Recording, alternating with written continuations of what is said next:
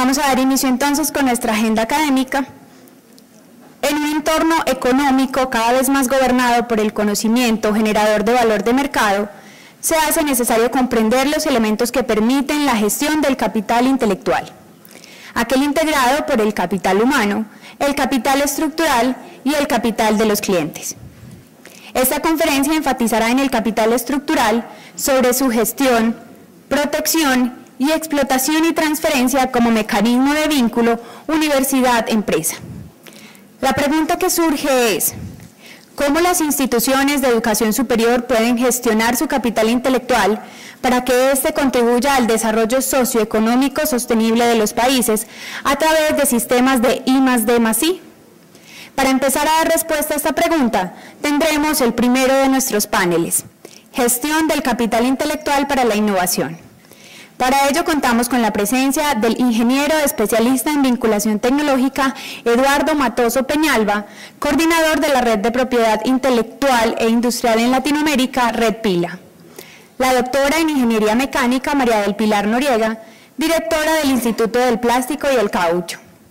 El doctor en Urbanismo y Políticas Públicas César Cuello Nieto, director de la Facultad Latinoamericana de Ciencias Sociales de República Dominicana. Nos acompaña como moderador del panel el especialista en gestión de la innovación tecnológica Adrián Santamaría Moreno, jefe de la Unidad de Gestión Tecnológica de la Universidad Nacional de Colombia, sede Medellín, a quienes invitamos a subir al escenario.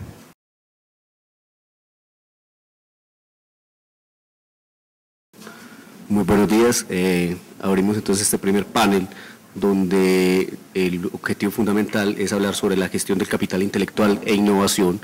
La dinámica del panel va a ser la siguiente: cada uno de los panelistas va a abrir con una pequeña charla o conferencia sobre el tema, y luego procederemos al finalizar el ciclo de exposiciones a realizar las preguntas tanto de los panelistas como del auditorio que nos lleguen con logística. Procedemos con la primera conferencia. Entonces nos acompaña la doctora María del Pilar Noriega. Ella es ingeniera química de la Universidad Pontificia Bolivariana y química de la Universidad Técnica de Dresde, de Alemania. Es especializada en instrucción de termoplásticos de la Universidad de Stuttgart, Alemania.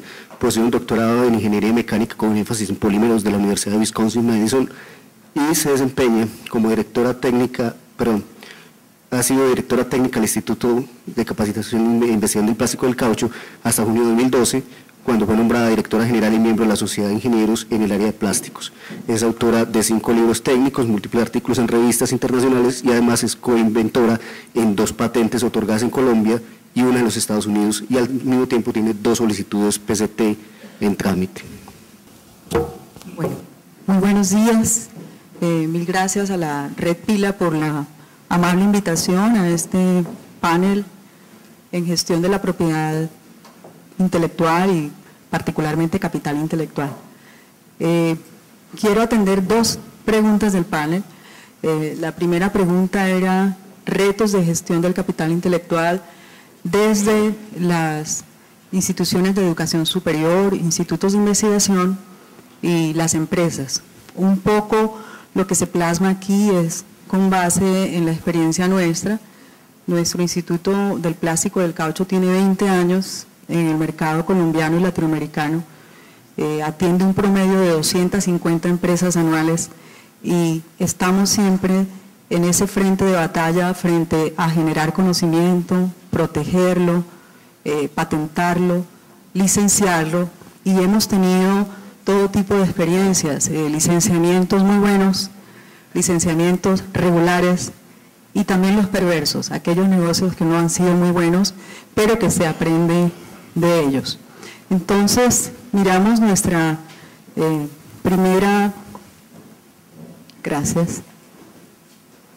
nuestra primera lámina, y es hablar de que el capital intelectual finalmente tiene que ver con recursos y capacidades. Estamos hablando de recursos intangibles y capacidades en muchísimos frentes, capacidades desde el punto de vista del talento humano, la capacidad organizacional, pero finalmente también la capacidad en las relaciones que tiene la organización, independiente de si es universidad, instituto o empresa. Esos tres elementos son importantes. Por eso vamos a hablar en la primera parte, tratando de solucionar la pregunta del panel, ¿qué pasa con el capital humano? Y es relacionado con Colombia y con Latinoamérica. Segundo, ¿qué pasa con el capital estructural, que también pertenece al capital intelectual? Y por último, vamos a mirar qué pasa con el capital relacional. Entonces, enfoquémonos en la primera parte, el capital humano, que está constituido por esa gran cantidad de profesionales investigadores que tenemos en industria y en academia. Entonces, en el capital humano, veamos qué nos está pasando en Latinoamérica. Tenemos un gran grupo de profesionales con formación de profundidad, o sea, tenemos profesionales en todas las áreas, con sus maestrías, doctorados y ahora un gran número de postdocs, y ya los estamos viendo en ambos lados del sistema, tanto en la industria como en la academia, pero notamos una debilidad, y la debilidad que estamos viendo en Latinoamérica es aquello que se llaman competencias blandas o transversales. La profundidad se logra básicamente por un proceso de formación, y es lo que se llama la competencia dura. Cuando aquel colega profesional o investigador viene de su doctorado de Europa, Estados Unidos o de Colombia, es claro que está con toda el área del saber según el estado del arte. Sin embargo, lo que sí notamos es en la esfera transversal de competencia blanda, hay tantas debilidades que la interacción con la industria no es la más acertada. E igualmente pasa con la industria en su contacto con la universidad o con el instituto de investigación. Entonces hablemos un poquito cómo lograr en Latinoamérica el profesional T. Si evaluáramos de México a Argentina, ¿en dónde vemos más profesionales T? Se ven muchísimo en Brasil. Aparentemente los programas de formación brasileños están abordando este tema de salir con competencias blandas al término de la formación universitaria, lo cual no es igual en los demás países, y eso está generando un panorama de ventajas en Brasil a la hora de negociación y transferir la tecnología a la industria. Entonces, ¿cómo lograr la barra horizontal de la T, que es la competencia blanda? Esa competencia blanda es la competencia que viene de las personas y de las relaciones interpersonales. Por eso no están tan clásicas en la formación universitaria. ¿Y de qué hablamos? Hablamos de que un profesional, tanto en la industria como en la academia, o un investigador, debe tener una habilidad en la comunicación, tanto oral como escrita, y ahora en varios idiomas. O sea, con el español no es suficiente, necesitamos al menos 2 idiomas extranjeros adicionales. El tema de la ética suena trivial, pero no lo es tanto. Está fallando muchísimo la ética de profesionales y profesionales formados, por lo tanto toca enfatizar eso como un panorama de competencia. Y si ustedes miran un poco misión, visión y valores de empresas y universidades, casi todas están enfatizando en este tema porque hay debilidad. Hay que hablar de la inteligencia estratégica, sistémica, como una competencia blanda requerida. Toma de decisiones, importantísima. Entonces encontramos grandes doctores en universidades o en empresas que a la hora de la toma de decisión correcta no llegan a tiempo, o sea, la procrastinan sistemáticamente. Eso también requiere un tema de entrenamiento. Trabajo en equipo, ahí tenemos que aprender muchísimo de Asia. El trabajo en equipo en Latinoamérica es totalmente deficitario frente a lo que podemos ver en un Vietnam, en un Tailandia, en un China, en donde parecen celulitas conformando el tejido. Efectivamente suman al trabajar en grupo. En Latinoamérica tenemos muchísima debilidad en esto y por eso hay que hacer también entrenamientos especiales en esta temática. Un tema de interés en la competencia blanda es la solución de conflicto, particularmente cuando estamos frente a temas grises, donde no es obvio qué es lo que es del todo correcto, blanco, negro, hay un tema gris, y ahí solucionar conflictos va a ser de mucho interés. Habilidades de negociación y ventas muy importantes, aún para investigadores. O sea, tenemos que ver que habrá investigadores que se quedan totalmente en la profundidad, habrá aquellos de la transversalidad, pero tenemos que tener los T. Y esos investigadores T pueden estar en las oficinas de transferencia, en los comités de propiedad intelectual. Tenemos que ver en dónde se ubican en las instituciones para que haya una acertada negociación y venta de esos activos intangibles. Adaptación al cambio, rarísimo también, pero resulta que ya estamos sometidos de manera permanente en el propio país y también por condiciones externas a cambiar de reglas de juego y hacerlo de la manera más correcta. Y por último, quizás una de las competencias blandas más lindas es la resiliencia, y es no tomar las cosas personales o a pecho, sino ser resilientes, ser flexibles, entender al otro en la industria y en la academia, porque la falta de resiliencia efectivamente sí conduce a grandes conflictos. Habrá otras competencias blandas, pero este es más o menos un resumen de esas que se ven como necesarias. Hablemos de la competencia dura. Entonces es la ligada al proceso de formación de las personas, son ingenieros, son médicos o biólogos, vienen con esa área. Sin embargo, el que la persona venga con su competencia dura no garantiza que efectivamente haga buen uso de esa formación que ha tenido. Entonces, hablemos de que hay que chequear muy bien en ese doctor o en ese máster, esa persona formada, cómo está su capacidad de análisis y cómo poder pasar de lo general al detalle de manera acertada. Un tema que nos va a ocupar mucho es el tema de la creatividad, es una de las preguntas del panel, y es que creatividad realizable o creatividad útil es difícil de encontrar. Sí encontramos muchas formas un poco dispersas de creatividad, pero de la que hablamos aquí, para poder llegar a esos activos intangibles, sí tiene que ser aquello realizable o útil, y vamos a ver qué pasa en ese sentido.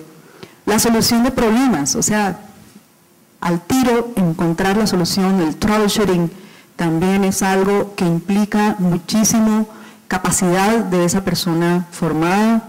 La destreza técnica, o sea, que no le tome mucho tiempo llegar a ese resultado exacto, asertivo, preciso, para que no se nos vaya a caer la construcción de un puente, como en la ingeniería civil. O sea, la precisión en la ingeniería o en las distintas áreas del saber será importante.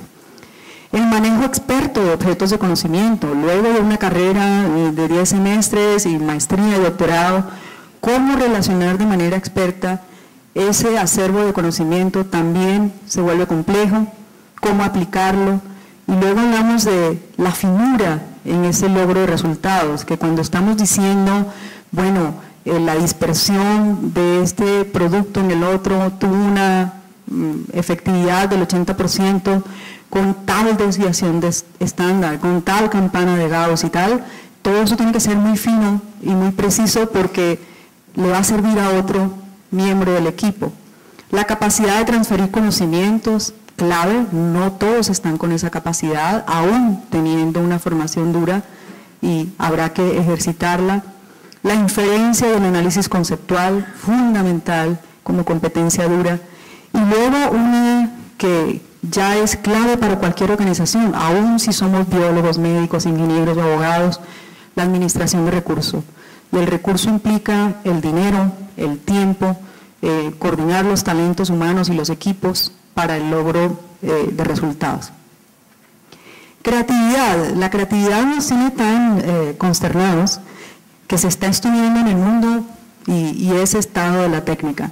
Aquí yo elegí simplemente 3 de las definiciones que están mirando para creatividad, pero la creatividad parece ser que es el resultado, es la salida de una información que le resulta familiar al individuo y que él tiene la capacidad de rearreglar toda esa información y llevarlo a un patrón útil y con significado. Ese proceso tiene que tener muchos insumos para que ese individuo sea creativo. Entonces no ocurre lo que muchas personas dicen, no, tal profesional tiene doctorado, ¿es creativo por tener el doctorado? Pues no. O tal profesional es buenísimo en negociación y ventas, es muy bueno en lo transversal, ¿será creativo? Tampoco. Parece ser que la creatividad es el conjunto de muchísimos temas y por eso requiere entrenamiento. Luego, si ustedes ven los papers del año pasado de Harvard, Purdue, que están estudiando mucho este tema, llegan a la conclusión de que para ser creativos la inteligencia es necesaria, pero no suficiente, ¿sí? Podemos ver muchísimas personas con coeficiente intelectual altísimo y sin embargo no ser creativos. Entonces eso lo vamos a mirar. Y también es una función cognitiva. Entonces por eso la creatividad van a verla que algunos la clasifican en la competencia dura y otros en la blanda. O sea, estamos todavía en el huracán de qué pasa con la creatividad. Vamos al siguiente tema dentro del capital intelectual, que es el capital estructural. Ya pasamos por el talento humano y la conclusión del talento humano es, tenemos debilidad en lo transversal y el tema creativo, es algo que hay que mirar. En la parte estructural, también los autores se dividen en que hay dos tendencias. El capital estructural que proviene de la organización, y lo llamamos capital organizacional, y el otro que sería el capital que viene de la tecnología, el capital tecnológico. Entonces vemos que para tener un capital estructural que sea soporte del talento humano para llegar a las innovaciones que estamos buscando, requerimos una infraestructura que va con edificios, equipos, hardware, todas las condiciones que requiere ese talento humano. Está la organización con procesos, procedimientos, bases de datos, aquello que también ese equipo humano necesita para llegar a la innovación. Y por último, la innovación en sí, con tecnología, propiedad intelectual, patentes, marcas, todo eso es parte también de la estructura organizacional y tecnológica. Por lo tanto, una empresa o una universidad o un instituto de investigación excelente con el talento humano, pero su capital estructural es débil porque no tiene a su talento humano en las oficinas adecuadas para eso, ni sus laboratorios, ni los insumos de equipo, de software, de hardware, tampoco logrará ese camino de éxito en la innovación y licenciamiento, en lo intangible que estamos mirando. ¿Cómo es nuestro diagnóstico en Colombia en lo estructural? En Colombia y también en los países vecinos, en los viajes que hemos visto de diagnóstico. Infraestructuras en general en el sector privado muy buenas, infraestructura en el sector público deficitarias, pueden ser mejores. Lo que estamos viendo en Medellín es inusual, en donde tenemos realmente estructuras en lo privado y en lo público de muy buen nivel, no en todos los países latinoamericanos es igual y ni siquiera en todo Colombia.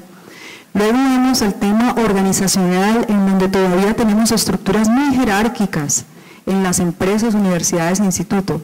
La jerarquía va en contra de la creatividad, de la innovación, o sea, sí requeremos reestructurar organizaciones a sistemas planos y de mayor interacción para que sea natural todo el tema de la innovación. Y la innovación en sí, ustedes han visto las estadísticas de propiedad intelectual, al lado de Estados Unidos, de Corea, al lado de países como Finlandia, Noruega, Latinoamérica, realmente la barra de innovación disruptiva es muy baja, o sea, el número de patentamientos es bajo. O sea que sí tenemos una deuda frente a cómo cristalizar la innovación y cómo aumentar el número de registros de propiedad intelectual. Y vamos al siguiente capital, o sea, ya tenemos un talento humano que es clave para esa innovación, ya tenemos el capital estructural, pero si tenemos esas dos condiciones y no le ponemos atención al capital relacional, tampoco logramos el objetivo.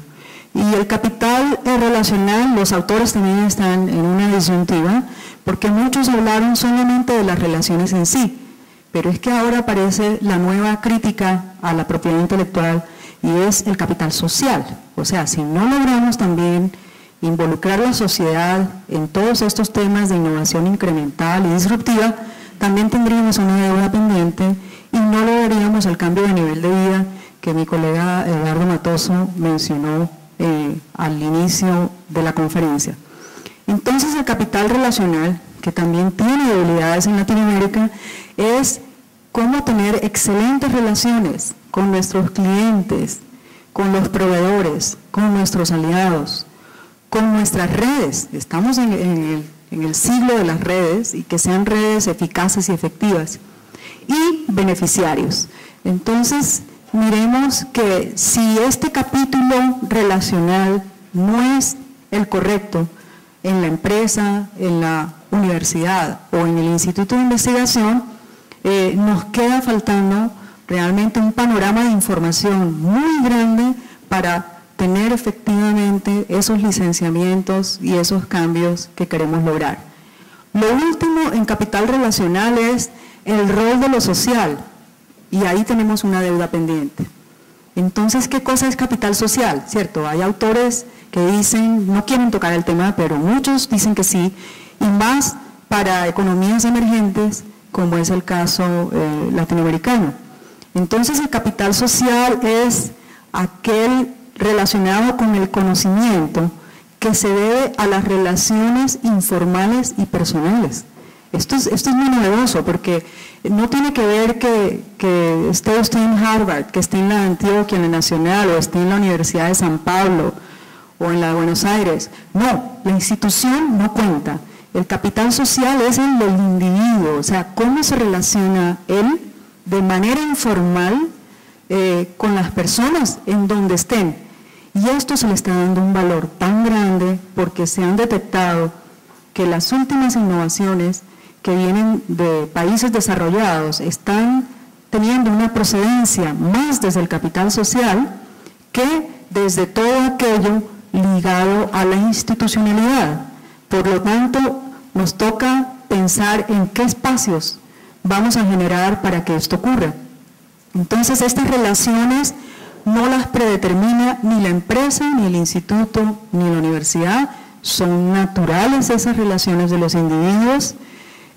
Los profesionales se pueden relacionar como entre ellos en la misma empresa, universidad o instituto, o no, se pueden relacionar con diferentes organizaciones, con su asociación de egresados de la universidad, con la diáspora en otros países. Entonces, aquí una deuda, porque si nosotros vemos nuestras instalaciones, si vamos a las ciudades universitarias, a los institutos y a las empresas, no vemos sus recintos adecuados para el capital social. Entonces, esto ya se está viendo en nuevas economías, como ver en Estados Unidos los cambios que están haciendo en Silicon Valley alrededor de promover el capital social, los países nórdicos, ya hay varios privilegiando esta situación. La siguiente pregunta del panel era el papel de la formación, habilidades y propiedad intelectual. Entonces, el talento humano tiene una formación básica ligada al área del saber de cada uno, si fue el derecho, si fue en la medicina, si fue la ingeniería. Pero hay algo y es el área de formación que eligió debe tener efectivamente bases sólidas de la ciencia. Cualquier carrera universitaria tiene dos ciclos, un ciclo como muy básico, fundamental, y un ciclo más aplicado.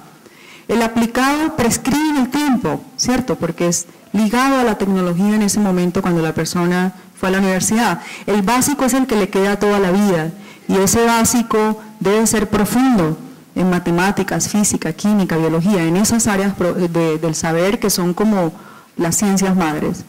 Luego vienen dos tipos de formación, y esto implica ajustes en nuestros currículums universitarios, y es la formación tecnológica y aquello que se llama el performance, que el performance o el desempeño tiene que ver mucho con las habilidades blandas del perfil T que les mostré hace un momento.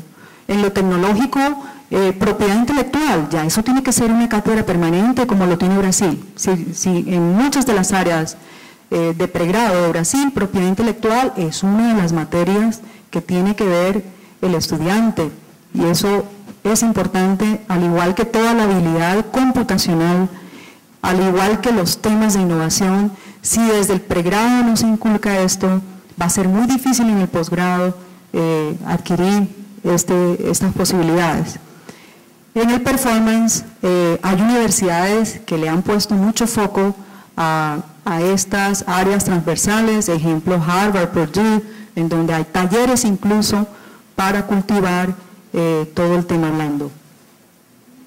Y este es mi tema interesante sobre la creatividad. Si ustedes entran a internet van a ver una oferta grandísima de talleres de entrenamiento para industrias, para centros de investigación, para universidades. Y si ustedes ven la agenda que estaba revisando ayer, hay agendas que van hasta 2015 y 2016 con los talleres ya copados. ¿Por qué nos preocupa tanto la creatividad? Porque sí se está viendo en nuestra sociedad, no solamente la latinoamericana, en el mundo, se está viendo una crisis en donde vemos como un recalentamiento y un estancamiento frente a verdaderas innovaciones que modifiquen toda la sociedad. Quizás la última fue la telefonía celular, pero se espera muchísimo más de tantos humanos que somos. El tema es tan inquietante que la Organización Mundial de la Propiedad Intelectual, WIPO, World Intellectual Property Organization, también está manejando premios por la creatividad y talleres de entrenamiento.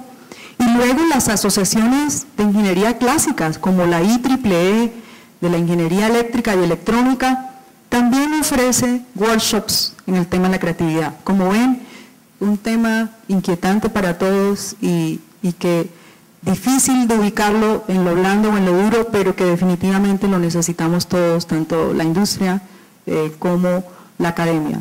Finalmente, para finalizar, en Harvard, que le han puesto mucha lupa a este tema, hay dos frases que son bonitas y dicen: sin los fundamentos suficientes en ciencias, las tecnologías quizás no tengan el avance significativo o viceversa, pero la profundidad de ciencias es importante. Y mire que hemos cometido un error grave de México, Argentina, en donde solamente con las escalas salariales que les entregan Pricewaterhouse o Ernst & Young y las grandes compañías, vemos que todas las personas formadas en las ciencias básicas tienen salarios hasta que son el 50 o el 40% de aquellos que fueron formados en lo aplicado. Entonces, eso es un error complejo. No es así en India, por ejemplo. En India, el que se formó en matemática pura, en física pura, biología, él está con un salario tan competitivo como el que es ingeniero de física del estado sólido. Entonces, ahí tenemos una deuda porque las ciencias efectivamente se requieren. Y luego hay otra frase: las tecnologías catalizan el avance científico y promueven el progreso de la industria.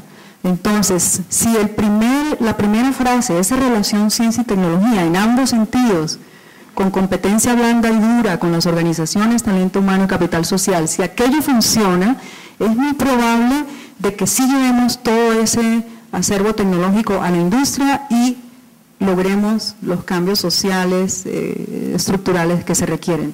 Esto es de mi colega Tung Yao en Harvard, que le ha preocupado mucho el tema de cómo trascender y lograr estos cambios. Estos serían más o menos mis temas de inquietud para el panel. Gracias.